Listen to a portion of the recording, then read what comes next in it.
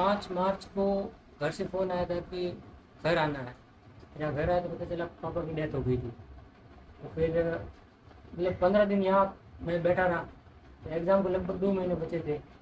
तो सबने कहा कि वापस जा, तैयारी कर। तो पापा का सपना था कि नीट की एग्ज़ाम में सिलेक्शन हो, डॉक्टर बनूँ मैं, इसलिए मैं वापस गया फिर सिलेक्शन। क्या नाम है आपका? यशवंत सर। जसवंत जी, आपका आज रिजल्ट आया है, किस में सिलेक्शन हुआ है आपका, कितनी रैंक लगी है? सिलेक्शन नीट की एग्ज़ाम में हुआ है। ऑल इंडिया रैंक 7521 है, जिसमें कैटेगरी रैंक 3068 है। अच्छा, तो किस तरीके से आपने ये तैयारी की और इस तैयारी के दौरान कई आपको संघर्ष भी करना पड़ा, क्या संघर्ष रहा और किस तरीके से तैयारी की? पहले तो मैंने नॉर्मली तैयारी की। फिर 5 मार्च को घर से फ़ोन आया था कि घर आना है। यहाँ घर आया तो पता चला पापा की डेथ हो गई थी। तो फिर मतलब 15 दिन यहाँ मैं बैठा रहा। तो एग्ज़ाम को लगभग 2 महीने बचे थे। तो सबने कहा कि वापस जा, तैयारी कर। तो पापा का सपना था कि नीट की एग्ज़ाम में सिलेक्शन हो, डॉक्टर बनूँ मैं, इसलिए मैं वापस गया फिर सिलेक्शन।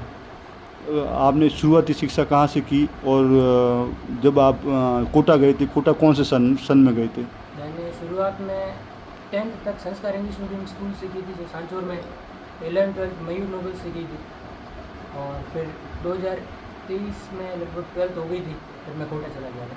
कितने परसेंटेज बने 10th में और 12th में? 10th में 98 और 12th में 96.20।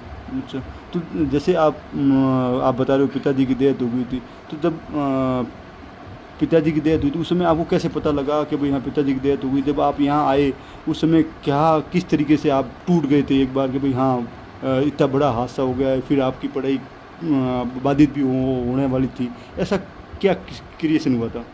एक बार तो लगा था कि बस अब नहीं करने वापस तैयारी। फिर मामा वगैरह, चाचा वगैरह, इन्होंने कॉन्फिडेंस दिया, हम्म, मैं वापस गया तैयारी। तो परिवार में कौन कौन है आपके?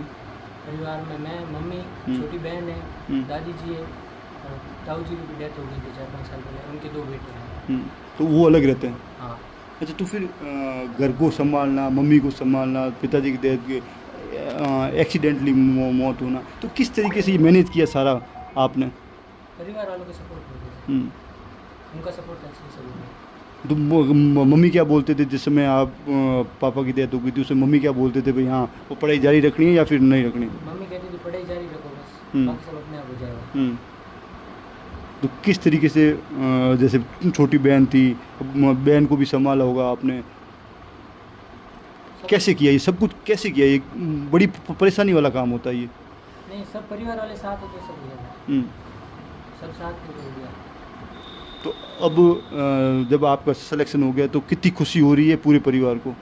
बहुत खुशी हुई इसको। हम्म, तो आज जो पिताजी का सपना था वो तो देख नहीं पाए, पर आपने उनका सपना पूरा कर लिया।